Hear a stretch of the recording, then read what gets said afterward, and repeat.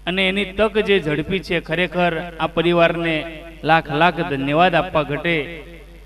અને સ્વામિનારાયણ ભગવાનની કૃપા હોય તો જ આ સંપત્તિ આ પરમાત્મા અને આ સત્સંગના અર્થે, આ સંતોના અર્થે વપરાય છે.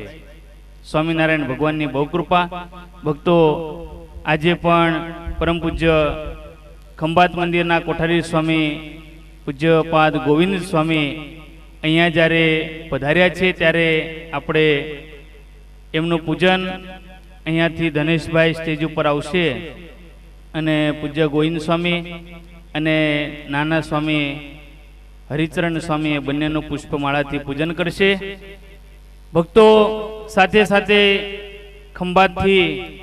ખંભાત મંદિરના અને ભાલબારાના ખૂબ જ સક્રિય અને ધનાઢ્ય એવા અમારા ઘનશ્યામભાઈ પ્રગતિ રાઈસ મિલવાળા, ઘનશ્યામભાઈ ચંદુભાઈ ગોહિલ, તેઓ પણ અહીંયા આવ્યા છે ત્યારે એમને આહુત કરીશું સ્ટેજ ઉપર. શાસ્ત્રી સ્વામી બાલકૃષ્ણદાસજી એમની પાસે આવી અને પ્રસાદીનો હાર સ્વીકારશે. ઘનશ્યામભાઈ ખૂબ જ શરીરથી બહુ વજનદાર છે, પણ છે ને કામ કરવામાં એવી દોટ મૂકે. ખૂબ જ સારા હરિભગત છે. જબરેશ્વર હરિકૃષ્ણ મહારાજની સેવામાં હંમેશા માટે રહે છે એવા ઘનશ્યામભાઈ. બોલો સ્વામિનારાયણ ભગવાનની જય. એક મિનિટ ઘનશ્યામભાઈ. હરિકૃષ્ણ મહારાજની જય. હાલા ભક્તો, આ સત્સંગને આવા ભક્તોની ખૂબ જરૂર છે.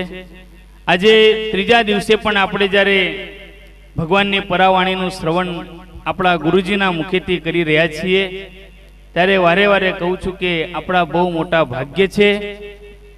શ્રીજી મહારાજે આપણા માટે આજ્ઞારૂપી પત્ર જે લખ્યો છે, જ્યારે ગુરુમુખ થાય એનાથી આપણા જીવનમાં, આપણા જીવન દરમિયાન સત્સંગમાં મોટી કોઈ વાર્તા નથી. એ બધાએ ધ્યાનથી સાંભળી અને બરાબર નિશ્ચિત કરી રાખજો. કથાનો જે કોઈ સમય હોય એ શાસ્ત્રી મહારાજની જે વાણી છે એમાં પૂરતો સમય વ્યતીત કરજો. કારણ કે આ શાસ્ત્ર, આપણા સંપ્રદાયનું મુખ્ય શાસ્ત્ર જ્યારે ગુરુમુખ થતું હોય એટલે બહુ મોટી વાત છે. એક પણ શાસ્ત્રોમાં કીધું છે કે એક પણ શાસ્ત્ર, એક પણ મંત્ર ગુરુમુખ થયા વગરનો તમે ગ્રહણ કરશો તો એ તમને સંપૂર્ણપણે ફળને આપનારો બનતો નથી. આજે મહારાજે આજ્ઞા કરેલી જે શાસ્ત્ર જ્યારે ગુરુમુખ થાય છે ત્યારે આપણા માટે વિશેષ બહુ મોટી તક છે. તો આપણે શાસ્ત્રીજીના મુખેથી ભાષ્યની કથાનું શ્રવણ કર્યું. હવે આપણે 11:30 વાગ્યા સુધી સદગુરુ શાસ્ત્રી સ્વામી સરજુદાસજી જ્યારે આવ્યા છે ત્યારે આપણે એમનો પણ લાભ લઈશું. 11:30 સુધીનો આપણો કથાનો સમય છે. 11:30 વાગ્યા સુધી શાસ્ત્રી સ્વામી સરજુદાસજી આપણને સુંદર ભગવાનના ચરિત્ર સાથે સત્સંગની વાત કરશે. કારણ કે શાસ્ત્રીજીને તો બધા ઓળખો જ છો. મેદપુર હોય, મુંબઈ હોય, ગમે તે પ્રદેશમાં ભક્તો રહેતા હોય, શાસ્ત્રીજીનો તો સંપર્ક છે. શાસ્ત્રીએ તો અહીંયા ઘણી કથાઓ કરી છે અને નાના એવા સંત છે પણ એટલી વિદ્વત્તા છે. હનુમાનજી મહારાજ, સદગુરુ યોગીવર્ય ગોપાળાનંદજી સ્વામી, એમની કેટલી મોટી કૃપા છે. સ્વામિનારાયણ ભગવાનની કેટલી મોટી કૃપા છે. ભોળાનાથ સિદ્ધેશ્વર મહાદેવ જુનાગઢ વાસી, એમની પણ બહુ મોટી કૃપા છે જેમની ઉપર. એવા આપણા લાડીલા સદગુરુ શાસ્ત્રી સ્વામી સરજુદાસજી અહીં આવી અને 11:30 સુધી સુંદર ભગવાનની રસિક ચરિત્રની સુંદર વાત કરશે. તો શાસ્ત્રી સ્વામી સરજુદાસજી.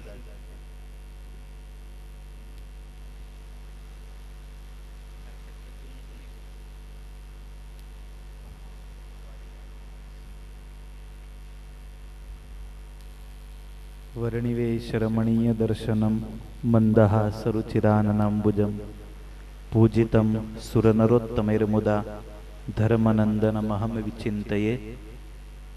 ઈષ્ટદેવ પરમ કૃપાળુ પરમાત્મા ભગવાન શ્રી સ્વામિનારાયણ વ્યાસપીઠ પર બિરાજમાન પૂજ્ય ગુરુવર્ય શાસ્ત્રી સ્વામી બાલકૃષ્ણદાસજી, સભામાં ઉપસ્થિત વંદનીય વિદ્વાન સંતો, આ ઉત્સવના આયોજક યજમાન અક્ષર નિવાસી પટેલ, અંબાલાલભાઈ, લલ્લુભાઈ પરિવાર, શ્રીજીના લાડીલા મેતપુર ગામના સૌ કોઈ વાલા હરિભક્તો, સુંદર મજાનો દિવ્ય રસ જ્યારે વહેતો હોય, શિક્ષાપત્રીના 18મા કે 19મા શ્લોક સુધી આપણે પહોંચ્યા. 7 દિવસમાં 5 દિવસમાં કોઈ મેળ ન પડે. 7 દિવસ હોય, 9 દિવસ હોય કે માસિક હોય ને તોય ઓછી પડે એવી મધુર કથા. કથા તો જાણે હવે કોઈ કરે છે ને અમે કરીએ છીએ, પણ અમારી કથા એવી હોય કે લોકો રાહ જોતા હોય ક્યારે પૂરી થાય. શાસ્ત્રી મહારાજની કથામાં એટલો દિવ્ય આનંદ આવતો હોય છે, આપણને એમ કોઈ કંટાળો ના આવે, ન ખાવાનું યાદ આવે, ન પીવાનું યાદ આવે. મહારાજે આપણા સુખને અર્થે, આપણા કલ્યાણને અર્થે શિક્ષાપત્રીની રચના કરી આપણા ઉપર બહુ મોટો ઉપકાર કર્યો. આ દેશના રાષ્ટ્રપતિ હતા ડોક્ટર રાધાકૃષ્ણન, બહુ વિદ્વાન હતા, સંસ્કૃતના જ્ઞાતા હતા.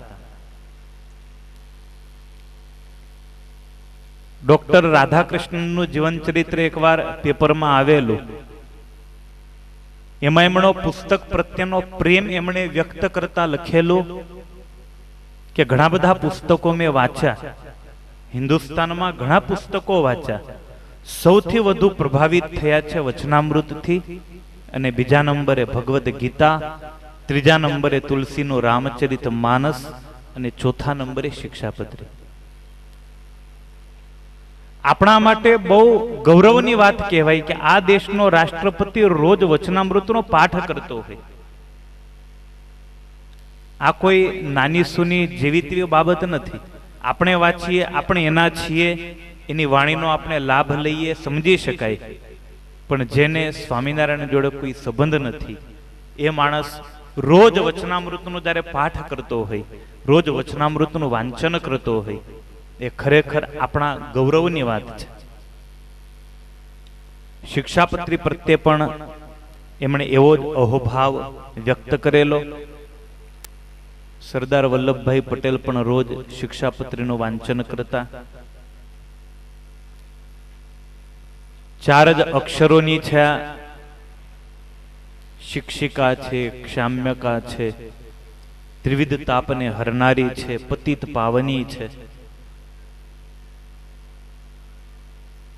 આ કથા કરવી બહુ અઘરી છે, શિક્ષાપત્રી ભાષ્યની કથા. મારે હમણાં આવે જ છે 15 દિવસ પછી. હું તો વિશેષ એટલે જ આવેલો કે એક પોઈન્ટ મળે તો નોટ કરી લઉં તો મારે કામ લાગે. હું આવેલો ચોરવા, પણ આજે ના પાડી એમણે બે ચોરી કરવી નહીં. શિક્ષાપત્રી એ આપણને જીવનમાં કઈ રીતે જીવવું, કઈ રીતે વર્તવું, એમાં મુખ્ય શ્લોકો શાસ્ત્રી મહારાજે બતાવ્યા. સામાન્ય ધર્મમાં જેને ગણવામાં આવે છે, તમારે પાળવાના હોય, અમારે પાળવાના હોય, ધર્મકુળે પાળવાના હોય, એમાં આપણે કોઈ છૂટી ન શકીએ કે ભાઈ આ અમારા માટે લખાયો નથી. જેનું આપણે તમામે પાલન કરવાનું હોય છે. શ્રીજી મહારાજનો ઉદ્દેશ્ય છે સત્સંગી બનતા પહેલા, ભક્ત થતા પહેલા હું એને માનવ બનાવવાનો પ્રયાસ કરું.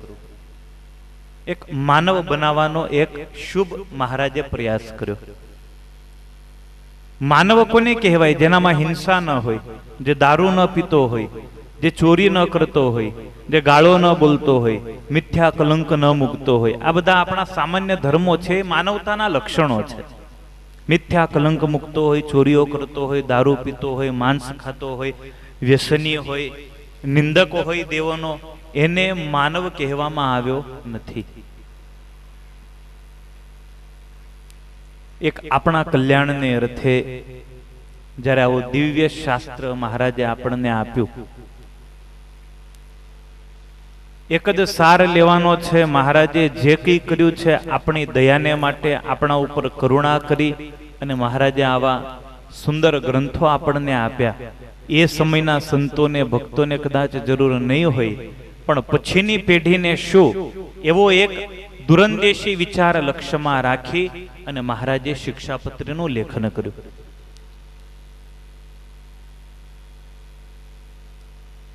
શિક્ષાપત્રી મહારાજ વડોદરા સયાજીરાવ ને ત્યાં પધરામણી કરીને આવ્યા પછી મહારાજે વડતાલમાં શિક્ષાપત્રી લખી. બહુ અનુભવનો નિચોડ. અનુભવી બોલે અને અનુભવ વગરનો બોલે ને એમાં બહુ બહુ તફાવત હોય. આજ કથા અમે કરીએ તો અમારી કથામાં ન જામે, કારણ અમારી વાણી અનુભવી નથી. ગુરુની વાણી અનુભવી છે. એક એક શબ્દમાં અનુભવ છે. જગતને જોયો છે, જગતમાં શું ચાલે છે એનો અનુભવ છે. મહારાજે અનુભવ કરી અને તમામ નિયમો લખ્યા છે. શાસ્ત્રોનું વાંચન કરી એનો નિચોડ કાઢ્યો.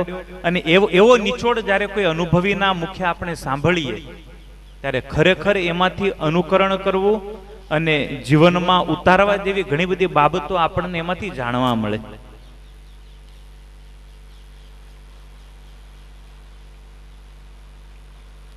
તમને જાણવા મળે, અમને જાણવા મળે. ઘણી બધી બાબતો એવી હોય છે કે અમને નથી ખબર હોતી. ઘણી બધી બાબતો એવી હોય છે. શિક્ષાપત્રી એ શિક્ષિકા છે. આપણે બધાય છાત્રો છીએ, આપણે બધાય વિદ્યાર્થીઓ છીએ.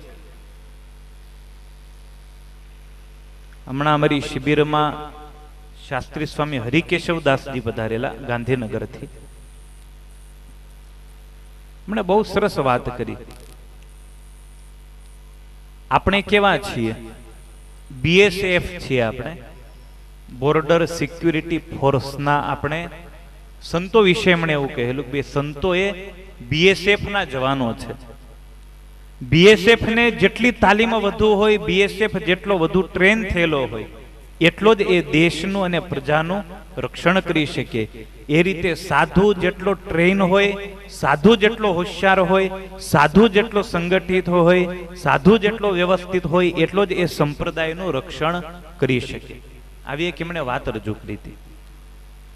શિક્ષાપત્રી આપણને ટ્રેનિંગ આપે છે. કઈ રીતે તમારે ઘડાવાનું છે, કઈ રીતે અમારે ઘડાવાનું છે. એક એક શ્લોકમાં મહારાજે સામાન્ય ધર્મો પછી ગ્રહસ્થના ધર્મ, આચાર્યના ધર્મ, આચાર્ય પત્નીઓના ધર્મ, સદવા, વિધવા, સાધુ તમામના ધર્મો બતાવી આપણને ઘડવાનો મહારાજે એક પ્રયાસ કર્યો છે.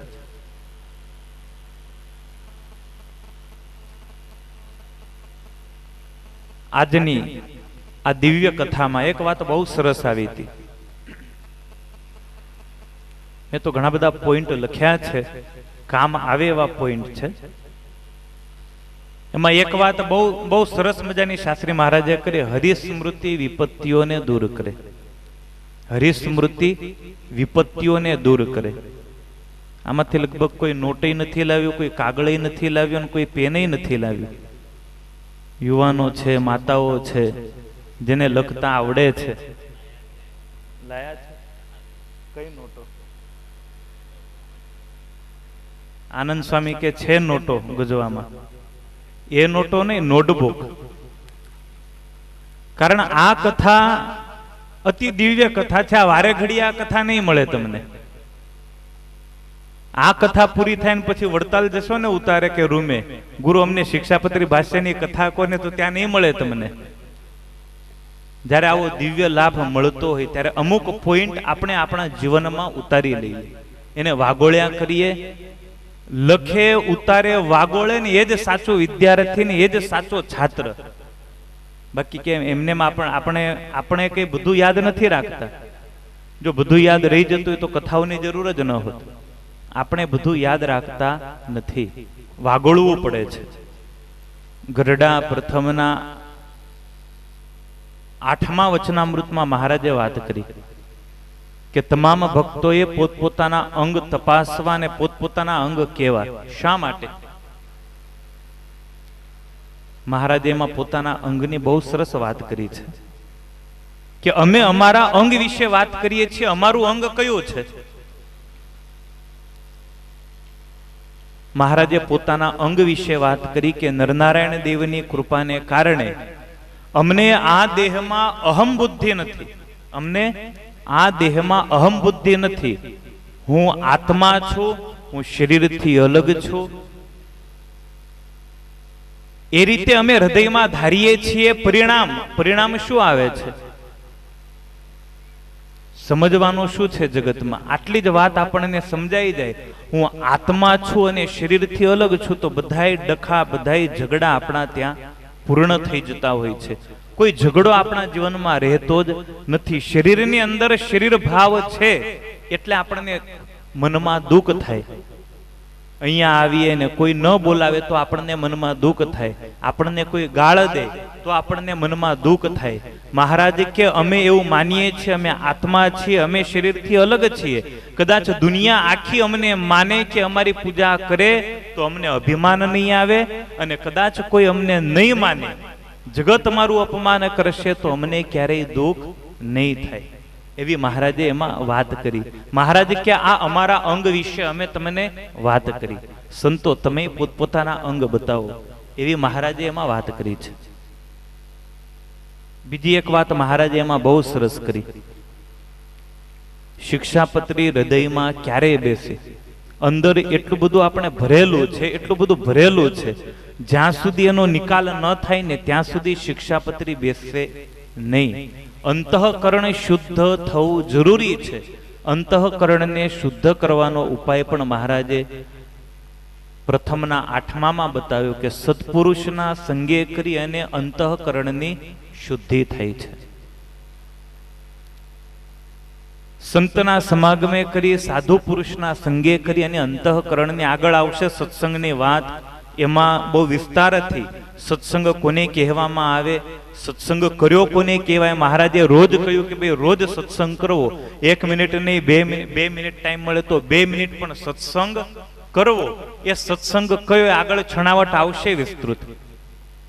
પણ સત્સંગના યોગે કરી અને જીવનું અંતઃકરણ શુદ્ધ થાય છે.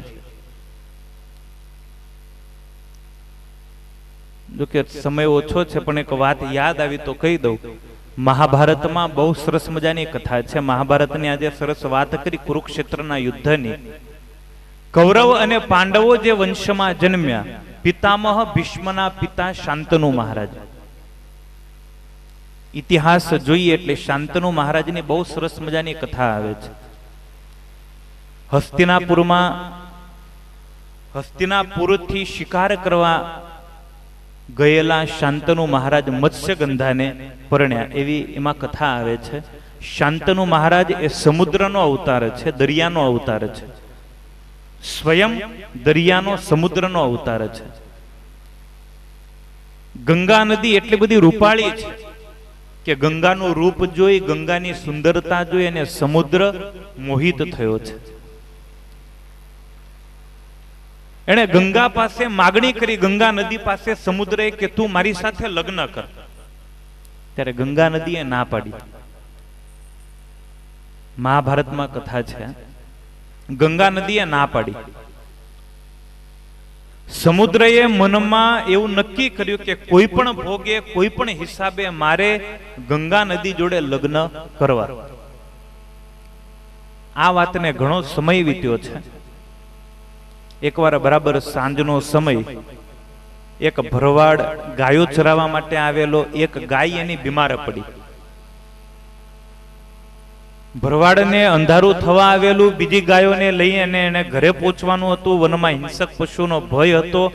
પેલી એક ગાય બીમાર છે, ચાલી શકે એમ નથી. એ ગાયને મૂકીને જવાનું એને મન થતું નથી. એટલે ભરવાડે મનમાં વિચાર કર્યો કે હવે શું કરું, આ ગાયને કોના હવાલે મૂકીને જવું? જો એમને મૂકીને જઈશ તો કોઈ હિંસક પશુ આને ખાઈ જશે. એટલે ભરવાડે જતા જતા ગંગા માતાને એવી પ્રાર્થના કરી, ગંગા નદીને, કે માં, તારા સાનિધ્યમાં ને તારા કિનારે આ ગાયને મૂકીને જઉં છું, આની રક્ષા તું કરજે. જો તું આની રક્ષા નહીં કરે તો જગત આખામાં હું એમ કહીશ કે ગંગા નદી તો ગોજારી છે, અપશુકનિયાળ છે. જો તું આ ગાયની રક્ષા નહીં કરે તો.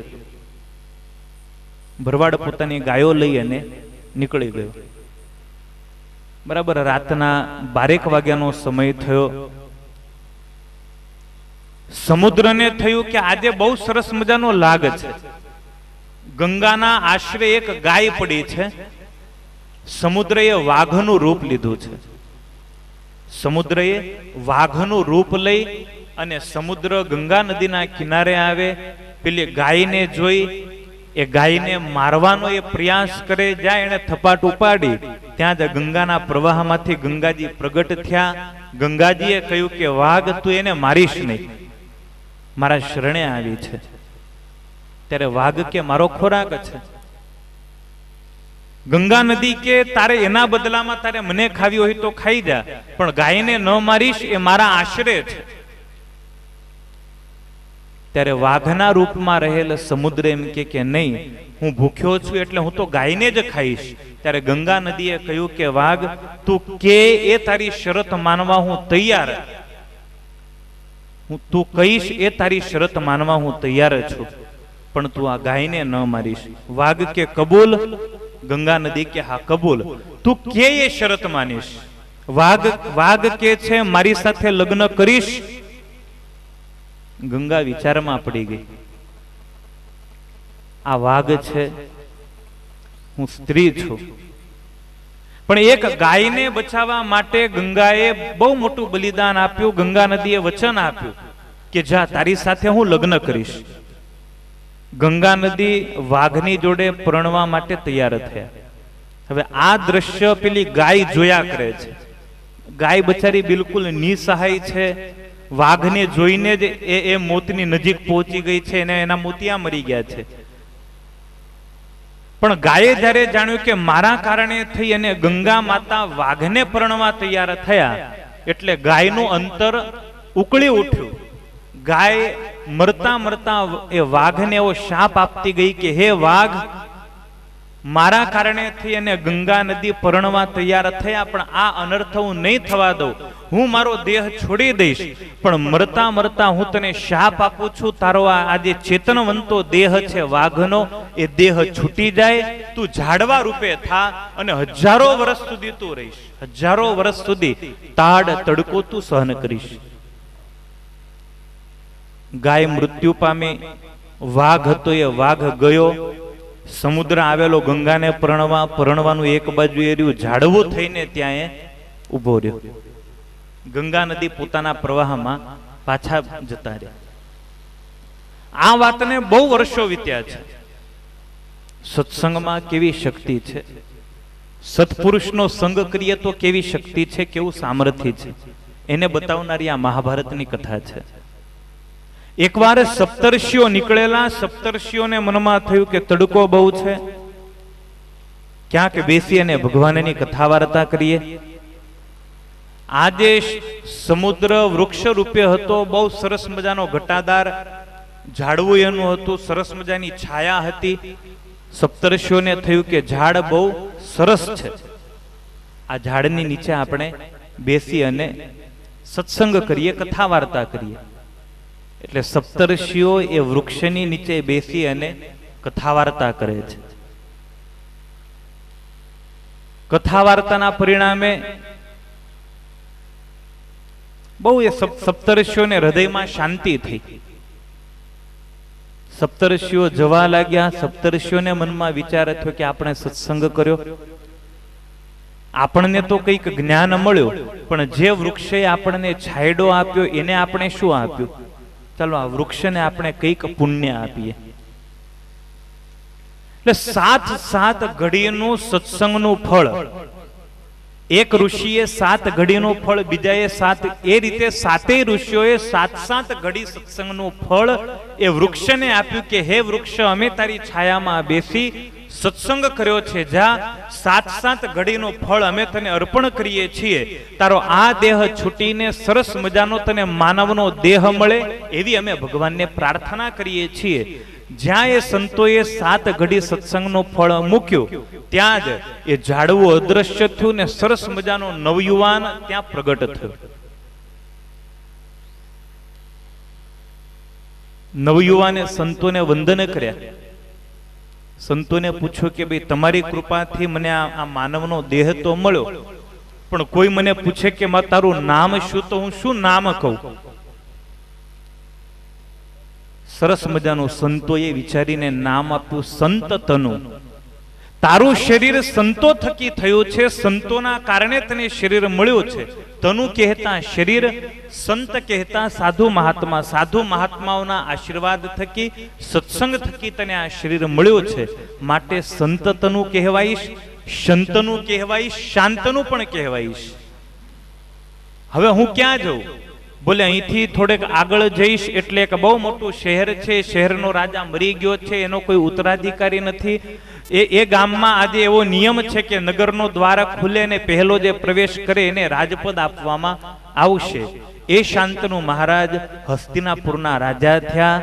જે શાંતનુને ત્યાં ભીષ્મનો જન્મ થયો. એક સત્સંગમાં 7 ઘડી સત્સંગમાં કેવી શક્તિ, કેવું ફળ, એમાં કેવી તાકાત. હજારો વર્ષ સુધી એને શ્રાપિત અવસ્થામાં વૃક્ષ થઈને રહેવાનું હતું, પણ 7 ઘડી સત્સંગ કર્યો તો એને મુક્તિ થઈને કેવા સરસ મજાના એને ત્યાં પુત્રો થયા. વાલા ભક્તો, તમે ભાગ્યશાળી છો.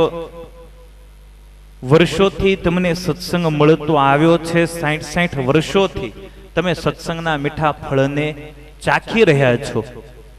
ભગવાનને પ્રાર્થના, એક જ ગામ એવું કે જે ગામમાં નાનકડું બાળક પણ સ્ટેજ ઉપર બિલકુલ નિર્ભય થઈને આવી જતું હોય. બાકી બીજે બધે અમને જોવે ને એટલે આમ 10 ફૂટ દૂર ભાગતું હોય. 10 ફૂટ દૂર ભાગે. બાવા આવ્યા, બાવા આવ્યા, બાવા આવ્યા. મોરબીમાં અમારો ઉતારો તો સત્સંગી નતા, પણ અમારી ગાડી વળે ને આમ આખું મેદાન સાફ થઈ જાય. ગલીમાં જેટલા છોકરા હોય બધા પોતપોતાના ઘરમાં જતા રહે. બાવા આવ્યા, બાવા આવ્યા. ભાગ્યશાળી છો કે તમારી 4 5 પેઢીને આ સત્સંગ જ્યારે વારસામાં મળ્યો છે. શિક્ષાપત્રી ગ્રંથ એ આપણને સત્સંગ વારસામાં આપે છે. આને યાદ રાખીએ. તમારા દીકરાઓને 2 શબ્દ સંભળાવજો, જેથી કરી એના લોહીમાં ઉતરે, એના વારસામાં જાય.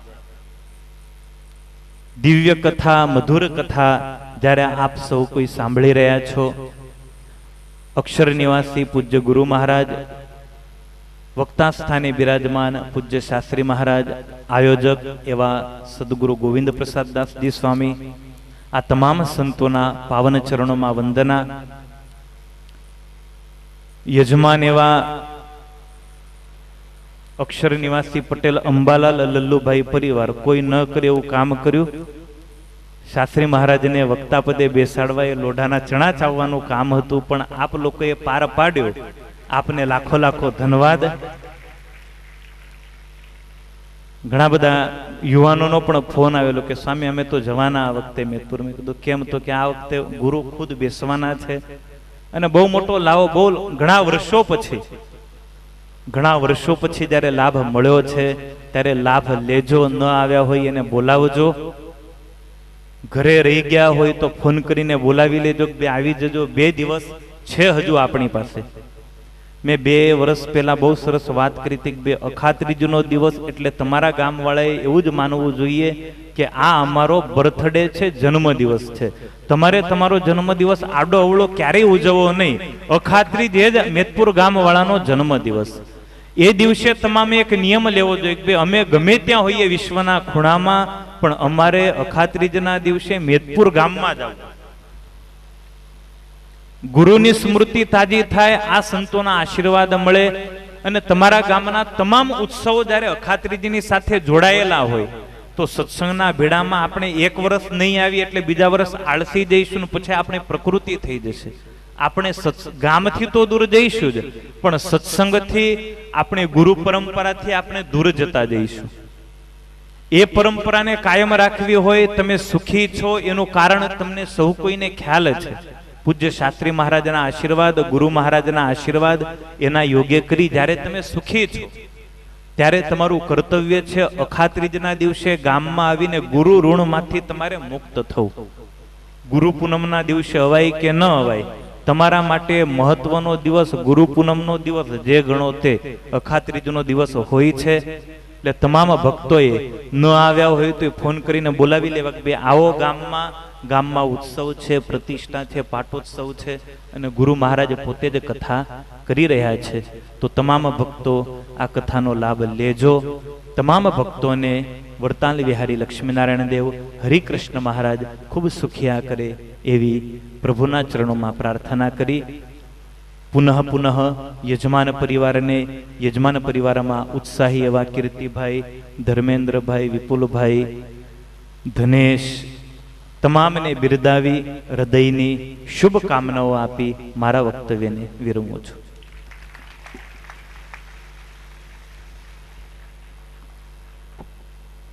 શાસ્ત્રીજીએ બહુ સુંદર ટકોર કરી, સત્સંગની પણ સુંદર વાત કરી કે આપણે જ્યારે સત્સંગમાં છીએ, સત્સંગ ઓળખાયો છે ત્યારે અવિરત એ અનુસંધાન રાખવું. એમાંય આપણા ગામનું અને આપણો આ સત્સંગ છે, આપણી જે આ પરંપરા છે એને ક્યારેય ભૂલવી નહીં, કારણ કે આ સત્ય એક માર્ગ છે આપણા માટે. અને આજે વરતાલ લક્ષ્મીનારાયણ દેવ એ ગાદી અને આપણે જે ગુરુ પરંપરા એને લીધે જ આજે આપણે સુખી છીએ. શાસ્ત્રી મહારાજ પણ વારે વારે આ ટકોર કરતા હોય છે. તો દરેક હરિભક્તોએ આ ખાસ નોંધ લેવી. આજે ત્રીજા દિવસની પૂર્વાર્ધ કથાની સમાપ્તિ અહીંયા થાય છે. બપોર પછી દરેક હરિભક્તો વહેલા 4 વાગે અહીંયા આવી જાય, કારણ કે 4 વાગે કથાનો પ્રારંભ થઈ જશે. હવે ભગવાનના નામના ધૂનની સાથે જ આપણે અહીંયા આજના તૃતીય દિવસના પૂર્વાર્ધની સમાપ્તિ કરીએ. બોલો સ્વામિનારાયણ ભગવાનની જય. સ્વામિનારાયણ શાસ્ત્રી મહારાજ અને સંતો અહીંયાથી પધારે છે. સ્વામિનારાયણ ઠાકોરજીને લઈ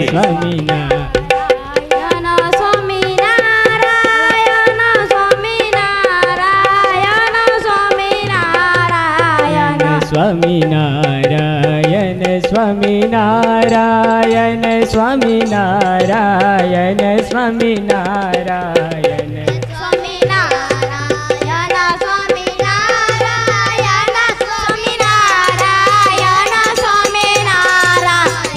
સ્વામિનારાયણ સ્વામી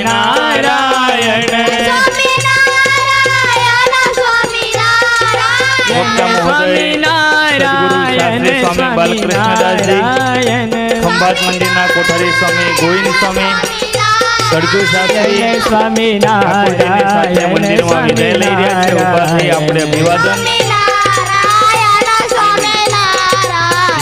સ્વામિનારાયણ સ્વામિનારાયણ સ્વામિનારાયણ સ્વામિનારાયણ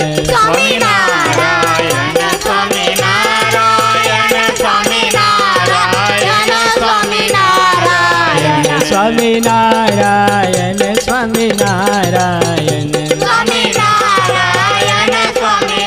બોલો સ્વામિનારાયણ ભગવાનની જય. લક્ષ્મીનારાયણ દેવની, જબરેશ્વર હરિકૃષ્ણ મહારાજની જય. જય સ્વામિનારાયણ. મેં તો તમ સંગ રમવા શાસ્ત્રી સ્વામી બાલકૃષ્ણદાસજી તૃતીય દિવસે પણ ભગવાનના ચરિત્રની કથા શ્રવણ કરવા માટે પધારી રહ્યા છે.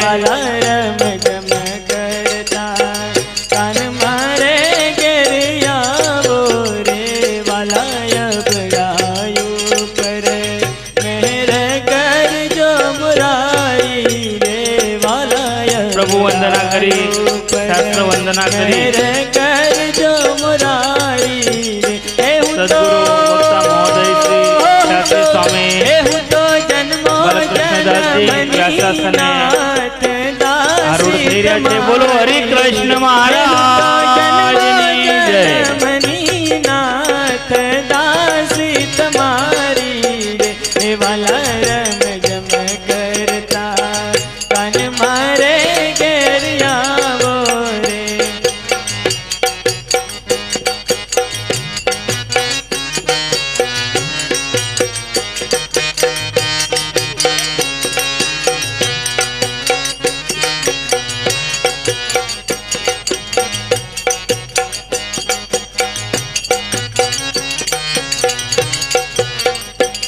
મારા પ્રાણ તણાયા ધાર પ્રીતમ પ્યારા રે મારા પ્રાણ તણાયા ધાર પ્રીતમ પ્યારા રે પણ રહો મન કવર નાથ મુજથી ન્યારા રે પણ રહો માનટવર નાથ મુજથી ન્યારા રે આવો છો ગામેલીને શ્યામ દડકમ ધારો રે આવો છો ગામેલીને શ્યામ દડકમ ધારો રે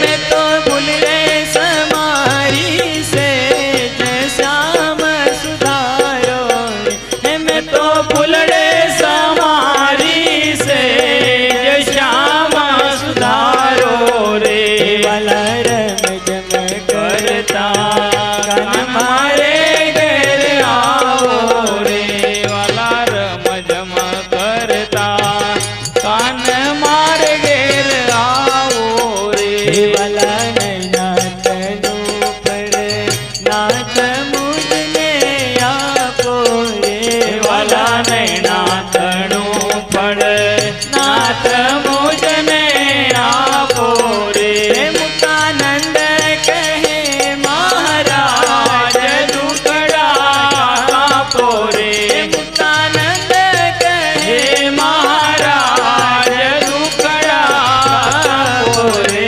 વાલા રમ જમ કરતા કાન મારે ઘેર આવો રે વાલા રમ જમ કરતા कान मारे ઘેર આવો રે બોલો સ્વામિનારાયણ ભગવાનની જય લક્ષ્મીનારાયણ દેવની જય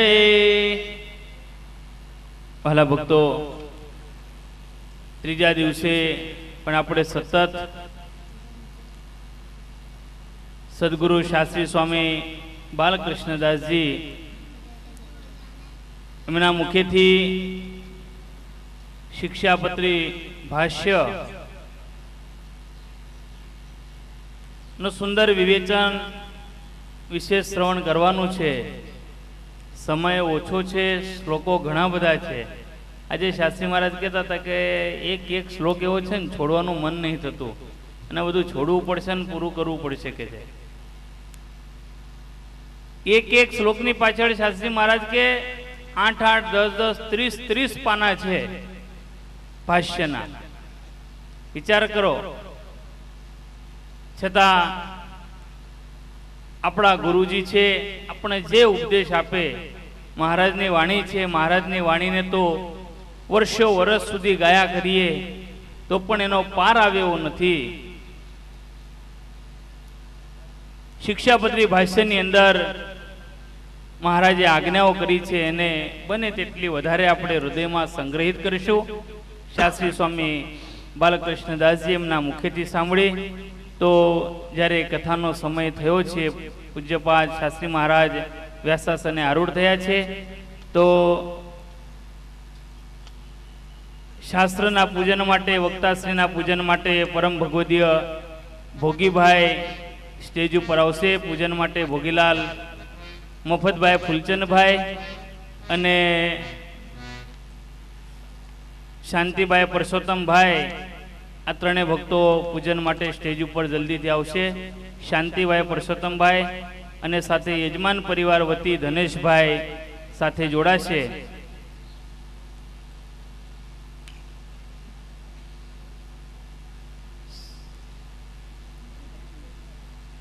શ્રી વાસુદેવ વિમલામૃતધામ વાસમ નારાયણમ નરકતારણ નામધેયમ श्यामं सितं त्रिभुजमेव चतुर्भुजं च त्वां भक्तिधर्म તનયમ શરણમ પ્રપદ્યે.